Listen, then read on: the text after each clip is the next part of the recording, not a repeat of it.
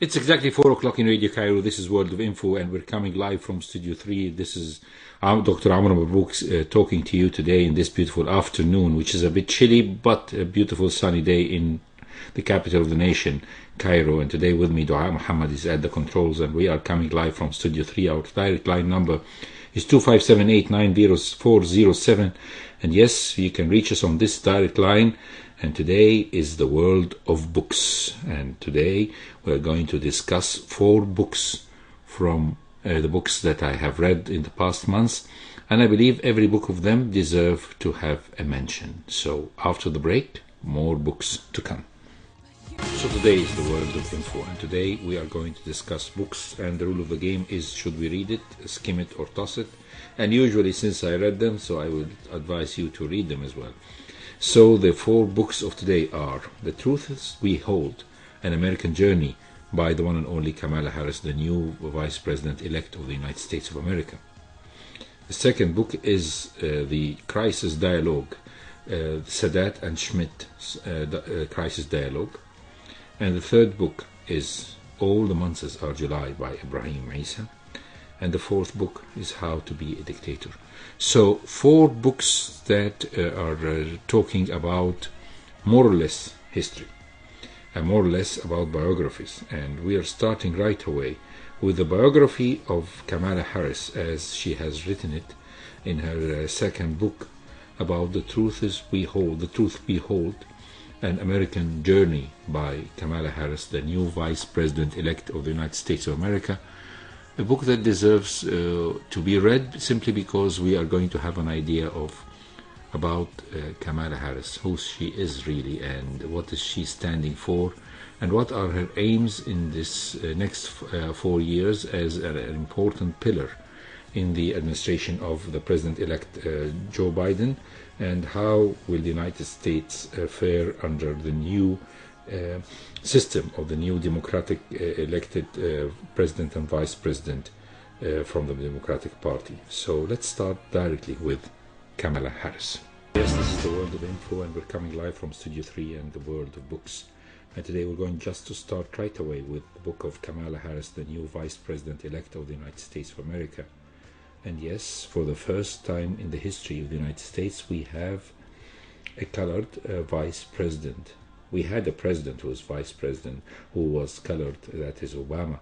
But today we have a very special vice president, because she is not just an African-American origin. No, she has a father who has an African-American origin coming from Jamaica, and her mother comes from India, and both of them met in Berkeley.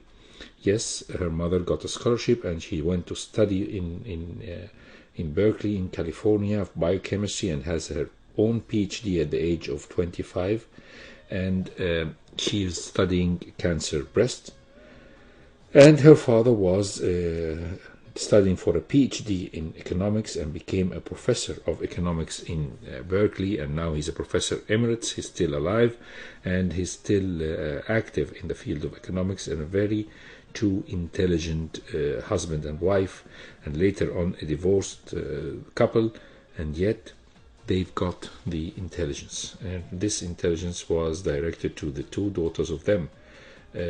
Kamala means the lotus flower in Indian language, and her mother is Tamil, and she is a very special lady. If you read the book of Kamala Harris, you will find out that she is totally proud of her mother as a single mom who raised both of them. The youngest didn't see a family life. Her younger sister, almost the divorce happened when she was maybe 1 or 2 years. That's a toddler. Kamala herself remembers her family life, or her united family life, as a sort of traces of it, just a distant memory of how they were living together under the same roof. But Kamala's mother, or Shamaila, was the lady who took charge of the family. As a single mom, she raised her daughters perfectly. And she went on working, and she had her chance to go to Canada for a better job, also in the field of research in the University of Delhi in Canada, teaching and studying and refining the tools of combating cancer breast, the field that she has dedicated her life to it.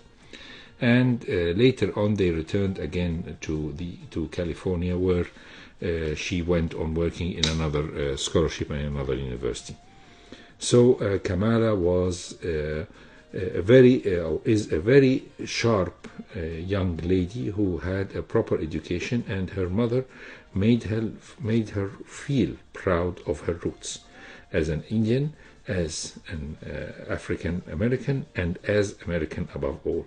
She was an example of the melting pot of immigrants, of the American people, or the immigrants who came from all over the world to start a life in the United States of America. And she had her own struggle and her own fight to establish herself.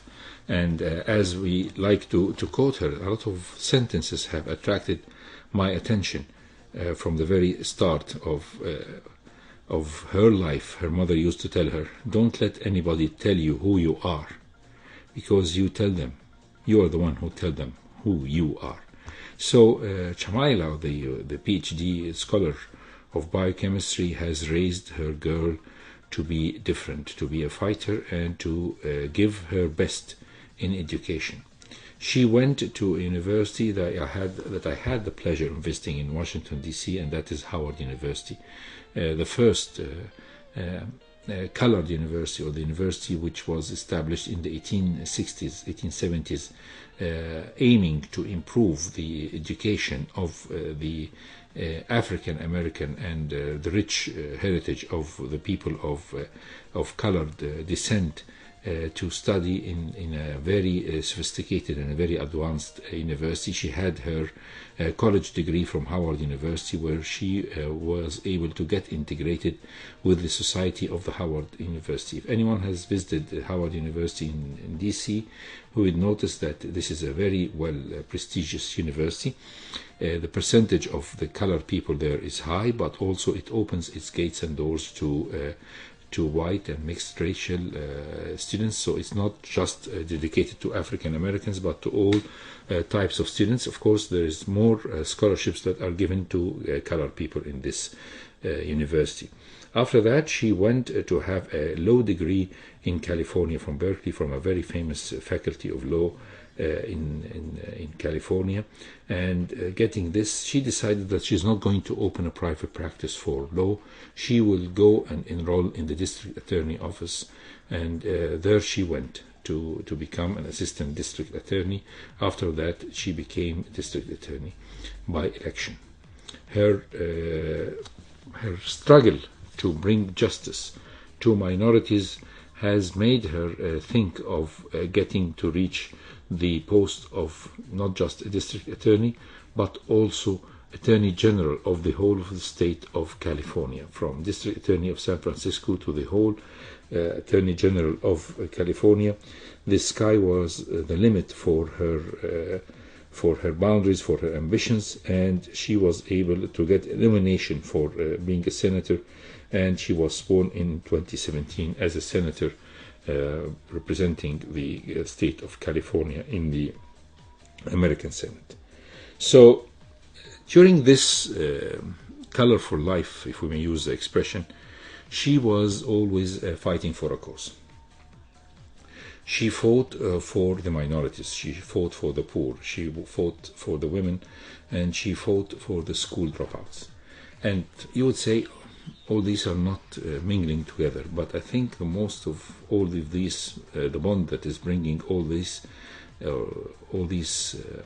topics together, was the fact that she was trying to support the people in need, or the impoverished people, or the people with less luck in the country or in the society, the people who fought hard to belong to the lower middle class, and then found out that their dreams of belonging to a class like that and having their own homes is shattered by the mortgage problem and the severe economic crisis of 2008. How the banks were able to rob these people from their life savings, and to make them lose their homes. Her fight for keeping the homes of these mortgage victims is one thing, and her fight for noticing that most of these people who suffered mainly from the mortgage crisis were belonging to the minority groups, whether these were the African Americans or other mixed races in the region that she was representing as a district attorney and later on as Attorney General. Also, her work as regards women and her comparison of women. She found out that women in general have lower income than men, and African American women have much less salaries than other white women, and that there is definitely a segregation in not only for the income that they are having, but the types of work that they are offered. For example, the number of black or African American doctors in comparison to their percentage in the race is much lower than they are in white. The number of African Americans or minorities who are victims or who are prisoners for minor felons in jail is much higher than their percentage in the society. The number of school dropouts in the minorities, especially in African American or other minorities, is much higher than their percentage in the society.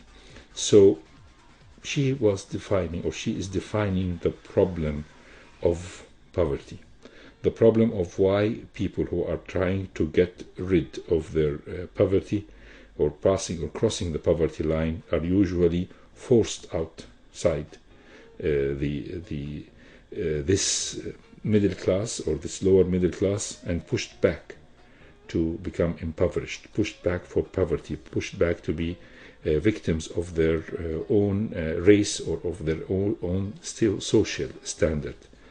Her fight for combating all this and her trials to build herself a career, I think this attracted the attention of the Democratic Party. If you know anything about the policy on the politics of the United States, you will know that the Democratic Party is the party that always attracts the people of minorities, the people of mixed races, and the people who are more having more chances to reconcile with others and trying to accept the others, whatever their color or their race is. So Kamala was attracted to politics. Kamala was a Democratic and is still a Democratic nominee, and she became a senator, and during her short senator tenure, she became very much involved in the Security Committee and into the Intelligence Committee, all this helping her to understand more of the needs of the country. She is writing this. She has written this book before, of course, the elections. It was in 2018, late 2018. She was then a senator, but no clue that she was going to be a vice president nominee in the elections of 2020. However, what she has written is sort of like an election manifesto. I mean, if you read all the stuff about Kamala and what she has written, you say, wow, this is a real lady. Time will test how far the new vice president-elect of the United States is going to fulfill all her dreams, to fulfill all her words and promises for the impoverished, for the poor, not only for the United States or America, but also for the weak and needy in the whole of the world. She is expected to have an important role in the administration, knowing, of course, that President-elect Joe Biden is just celebrated his 78th year of age a couple of days ago or a few days ago. So he might definitely use Kamala as a strong pillar in his administration. We are going to see in the next few months, especially in the first 100 days of the administration, how far Kamala is going to fulfill her motto of improving the impoverished. She has a very beautiful statistics that she ends with her books, saying that although the productivity of American industry and all the businesses of the United States of America has improved 74% between 1973 and 2013. The worker compensation rose just 9%. So she said that that's why the Americans of the low middle class and of the low class were not able to cope with the rise of the economy of the United States becoming a superpower, how the productivity of the United States industry has improved 74%, while the income of the workers who caused this growth has only increased by 9%. She has put herself into the shoes of the impoverished people, and she thinks that improving of the conditions, we should have more and better care. Last emphasis from the book was putting her hand on another open wound, which is the medical care for the impoverished, the medical care for the minorities, whether these were African American origin or other races.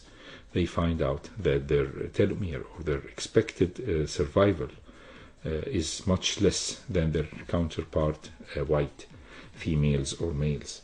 So how far will Kamala Harris, representing all the dreams of this world, we are going to see how she will do. Will she ever be able to improve the well-being of the American people, especially the impoverished ones, or will she be able to build on the shoulders of other ones who have fought her side before, like her mother or like her what she has mentioned? We are going to see. In her inauguration speech as a senator, she said that she is she's feeling very humble to become a senator of the United States, and she said that she was able to do that after standing on the shoulders of other women who fought hard for the acceptance of their work and their struggle to reach such places. So in conclusion, the book of Kamala Harris shows us that this lady, apparently from the book, is exactly like a lotus flower, beautiful, pretty, and of substance. So how far will the lotus be a true flower? How far Kamala Harris will fare in the new administration? How far and how great success or failure we're going to see of her side and of her new administration? I think the days to come will show us. So this was The Truth We Hold, An American Journey by Kamala Harris, the new Vice President-elect of the United States of America, coming live from Studio 3, World of Info. So, still listening to World of Info, World of Books, coming live from Radio Cairo, FM 95.4. And today is Thursday, the 26th of November. And yes, we are talking about books. And I think the second book that we're going to tell is also to talk about is a very interesting one. It's called Sadat and Schmidt, The Crisis Dialogue. Well, this book is written by a Protestant priest, and he is a man, an archbishop, and he has written this book, and his name is German, and his name is Karl Joseph Kuschel.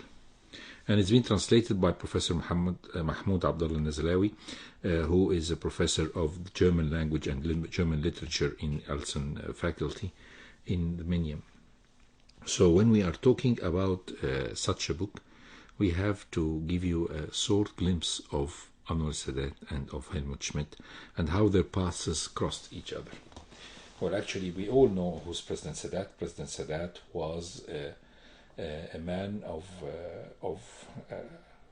many faculties and many great experience in life. He was a revolutionary from the start. He was always interested in politics since he was young, even before he joined the military academy. And after joining the military academy, he had a lot of nationalistic ideas, and he went on fighting and even in getting involved in a lot of political movements, whether this was the Iron Guard of the king, or of the Muslim Brothers, or of his encounter with his fellows and colleagues from the liberal officers, including Nasser and his colleagues. And he became a member of the Revolutionary Council, the Supreme Revolutionary Council led by Nasser in 1952 revolution. And he became a very loyal friend and colleague of Gamal Abdel Nasser, that he entrusted him to become vice president just 1 year before his death. And when Nasser died, he became the president-elect and became the president of Egypt, and was able to squash all the resistance that he had from the colleagues of Nasser, who thought of Anwar Sadat as a weak political fool, while he was a very shrewd politician. So Sadat was able to even deceive the Israelis, giving them the sensation of security, that he will never attack them, that he will never try to get back Sinai. But he made strong efforts and made a great war of 1973, and was able to change the whole situation and made Egypt victorious in its fourth encounter and war with the Israelis.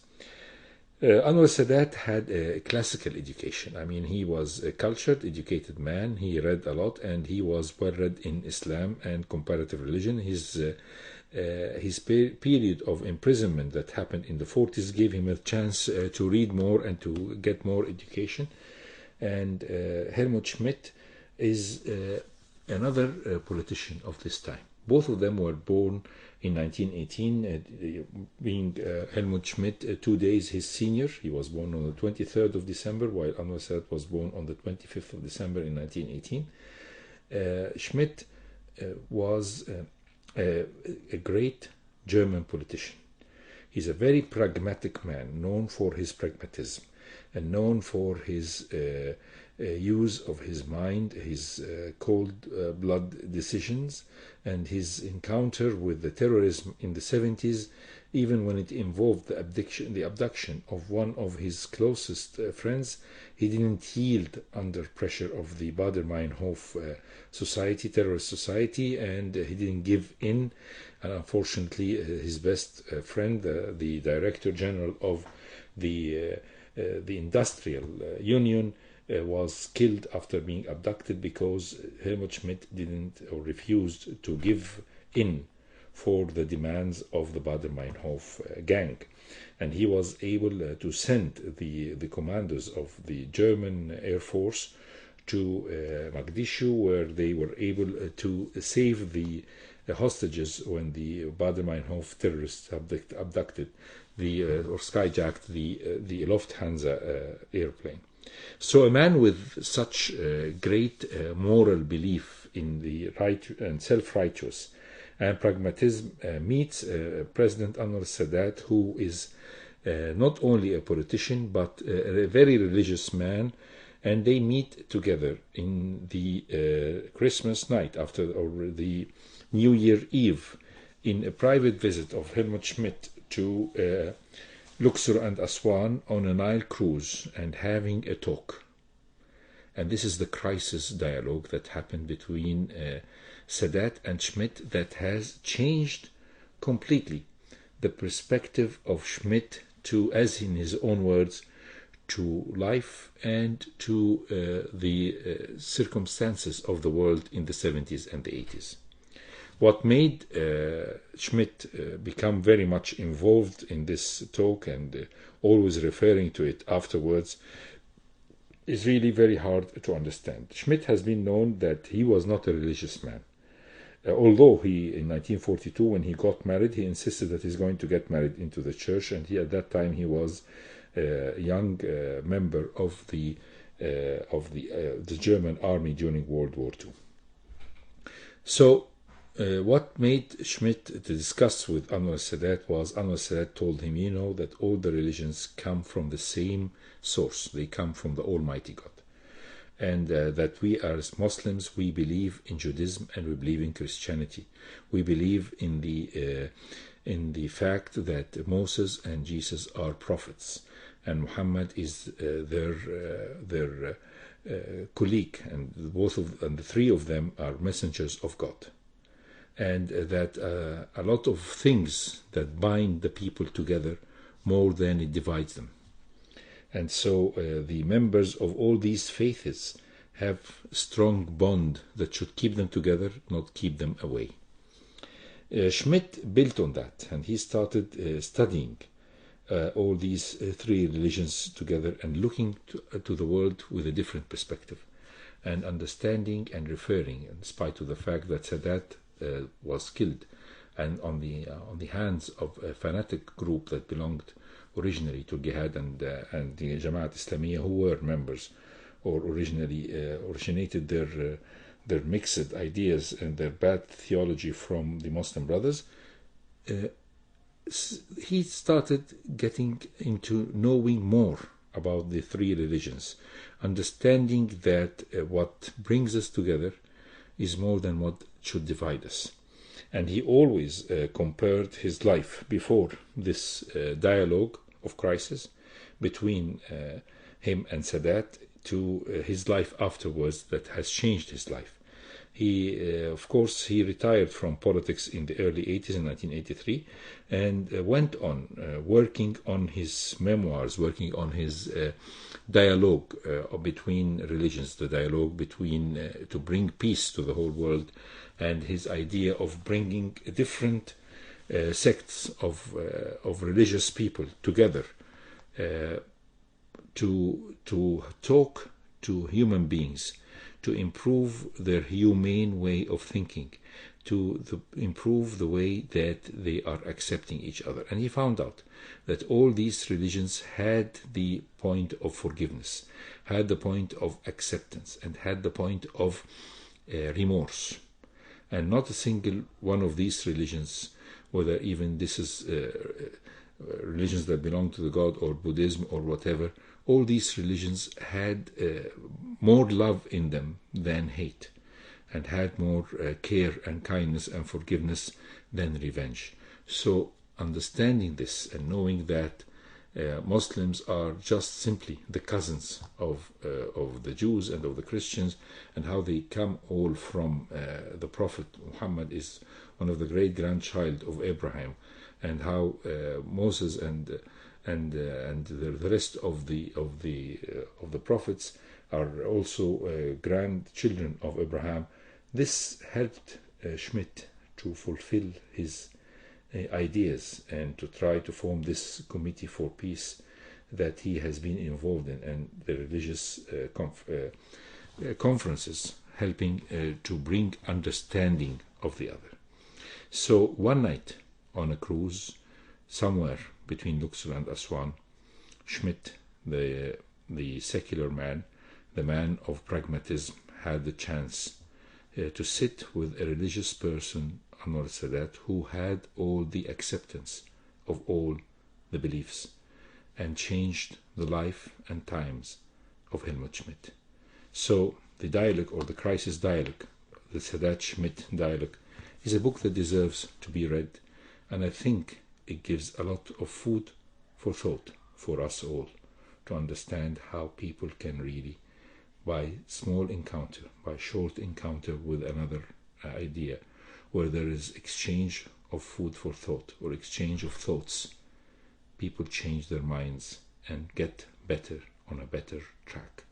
So the hand of fate has made both of them sit together and enjoy an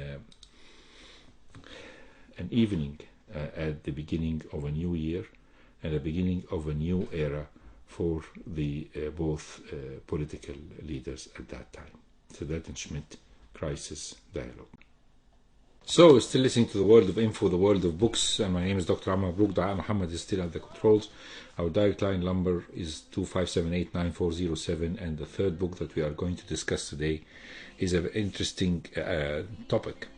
It's How to Be a Dictator, The Cult of Personality in the 20th Century by Frank Dichter. And yes, this book is coming from a scholar who's specialized in Mao Zedong. He has written a whole book that was a prize-winning called the Mao's Greatest Famine. And he is discussing in his interesting book the most famous dictators of the 20th century, and how these people have really affected and destroyed the lives and the times of their countrymen. Not only the countrymen, but the whole world as we go through. So, who are these people? Well, he has decided to choose them by name. The number one to be Mussolini, the second one is Hitler, the third one is Stalin, then Mao, then Kim Il-sung, Duvalier of Tahiti, and Ceausescu and Mengistu Haile Mariam. Wow, so he has decided that he's going to take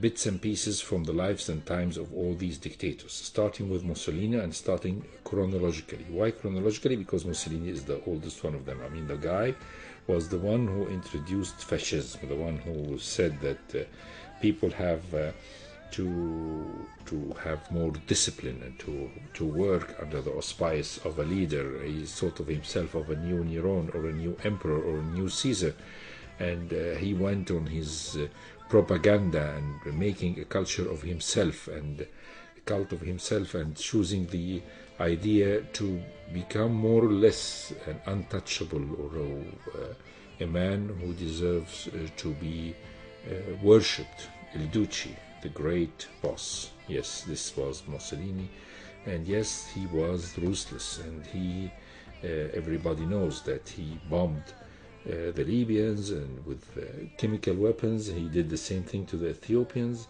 in the war of Ethiopia, and he pushed his country to join the losing cause, to join the war with the Germans, with the Nazis.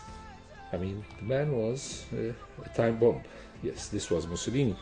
The second person was Hitler, and strange enough, you will find out that Hitler considered Mussolini to be his role model. As he watched Mussolini jumping to authority and jumping to the helm of power with the March on Rome, he said that the brown shirts, these are the Hitler's shirts, the ones who were responsible for bringing Hitler to power, were just humble followers and students in the education in their education by Mussolini. And we know all what Hitler has caused. The idea of inflicting the worship of his personality and his trait, and the people to understand and to take care of always of his physique and of his presence and his speeches, made Hitler almost like worshipped. And at the same time, his contemporary was Stalin, the one who was able to crush all his oppressors, crush all the types of opposition, throwing people into gulag and putting them into jail or imprisonments or killing them or whatever, and putting everything in the country under his own control and power. Even when he suffered and died, people were afraid to interfere, thinking that he might wake up and give them a hard time. And of course, when we talk about Mao and how he was considered to be the god of the revolution, and his cultural revolution that caused the death of millions of people, well, this is somebody who really believed in himself. And all these people had in themselves a very strange thing, is that whenever they are met by foreign correspondents or by dignitaries or by people of visiting them from foreign countries, they would all come back and reporting what charismatic and careful people, how they look very humble, how they talk and very eloquent in their speech, and how being very much diplomatic and skillful and charming. Wow, these are the same peoples who are killing others and subjugating the whole world under their feet. Well, this is very strange characters. Definitely the charisma was very important in building all these dictators. His talk about Kim Il-sung and about de Villiers and Ceausescu, and how Ceausescu in the end was killed in the midst of the revolution of 1989 and being sentenced to death, and what Mengistu has done in Ethiopia, and responsible for the wars and the civil war and the crushing of a great percentage of his population, and then later on escaping unscathed to Robert Mugabe's Zimbabwe. I mean, when we look at all these dictators, we'll understand how fatal their fate was, and how their charisma helped them to change and cultivate their image of invincibility on their followers, and leading them, almost all of them, to doomsday. So, an interesting book of how to be a dictator, the cult of personality in the 20th century, is definitely interesting by showing the history of how dictators have risen to power, whether these were Mussolini, Hitler, or Stalin, or Mao Zedong, and later on de Villiers and Mengistu Haile Mariam. Interesting book to read, and in this good weather, I mean, nothing will be better than a cup of soup, for example, over a cup of tea, and reading a good book. So we have one book to go after the break. So, still listening to the World of Info, coming live from FM 95.4, and today is the World of Books. And yes, the final book of today is one of the recent books of Ibrahim Isa, and it's called All Months Are July. Yes, All Months Are July. That's a very interesting name for a mammoth book of 700 pages. I think it's 658 pages, yes.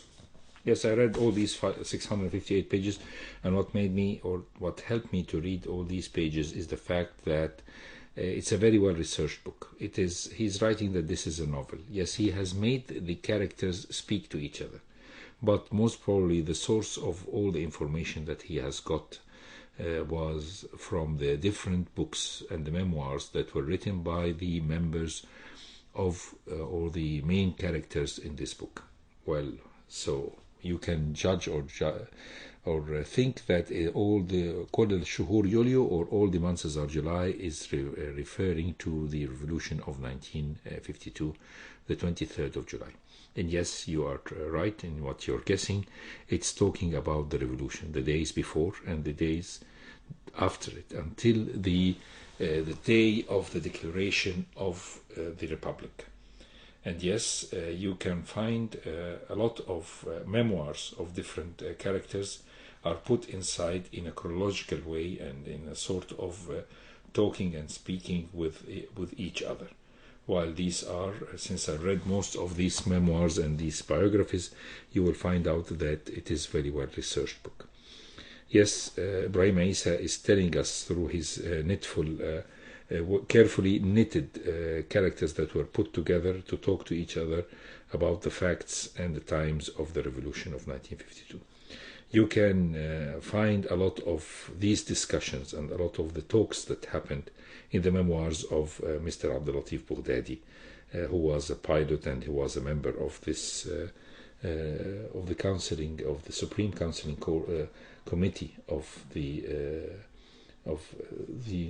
revolution of 1952. He has written a beautiful two books that I think were diaries that he used to write every day, and then they were put together in well-organized biography. And also you can read about everything that happened, for example, in how the King Farouk was kicked out by the memoirs of Amr MABROUK, which is, I mean, the 26th of July, the day when the king was expelled. And of course, you can read a lot, but you will find yourself panting before and watching, as Ibrahim Isa colorfully is using the minute details that were mentioned about every person in history during these critical days of Egypt. And you can see Yusuf Siddiq when he decided or was misinformed about the timing of the setup of the movement, and he went 1 hour before the time was set, and therefore he was able to save the revolution from the counter-attack that could have happened by the king's men. So What remains of 1952 revolution? I think a lot, because Egypt of 1952, 22nd of July, is totally different than Egypt of post 23rd of July. And yes, we cannot consider it as a coup. We have to consider it as a revolution, because it has changed the rules of the game. It has changed the type of life, and it has changed the lives of millions, and has held up a lot of hopes and a lot of desperate acts during its times. It's nice to do some reminiscing about the important events that happened in the first year of the revolution, and to find the final days of King Farouk and his self-mutilation. I'd like to always say that King Farouk was a victim of Farouk himself, a victim of his mother, a victim of his father, and a victim of the whole regime. A man who was very young, at the age of 16, almost completely ignorant, because he didn't receive a proper education, and he was prevented from having this proper education because his father died early in the age of 16, 17, and so he was forced to come back to take the helm of power, where people are admiring him and considering him like a half-god, while actually he was intelligent, yes, but has no experience and has no education whatsoever. A victim of the ambitions of his mother, the ambitions of his chamberlain, Ahmed Basha Hassanin, the ambitions of the minority parties at that time, and victim of Britain, victim of the Axis, and victim of his own self, and his self-destructive effect, in his getting himself involved in outings which are equivalent for a young boy at the age of the 20s, but not very eloquent for a man who's the king of the country in this period. So a victim, maybe. Incriminated, most probably yes. We can never judge what would have happened if King Farouk was not put to the throne, or King Farouk was not able to get to the throne before receiving a proper education, and that the counseling would have taken its place, and the king would have stayed for 3 or 4 years to have more decent education. How would history would have changed? I think it would have changed a lot if King Farouk was more wise and more educated.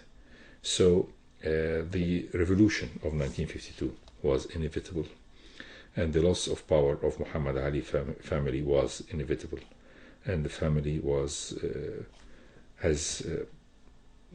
have seen the prophecy of King Farouk, which said that after a few years, the only kings that will be left are the 4 kings of the playing cards, and the queen or the king of Britain. Yes, this is a sort of a joke.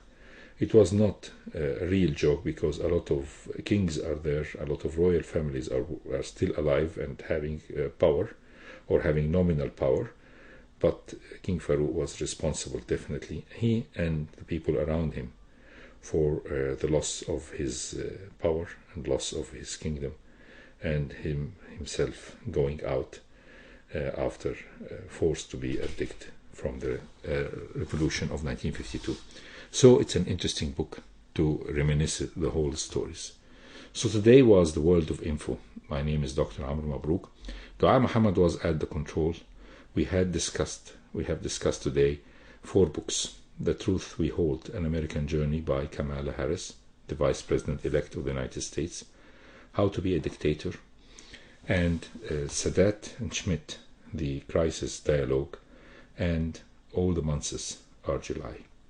4 books in a beautiful afternoon in Egypt. Hope you enjoyed them, and hope you have the chance to read any of them.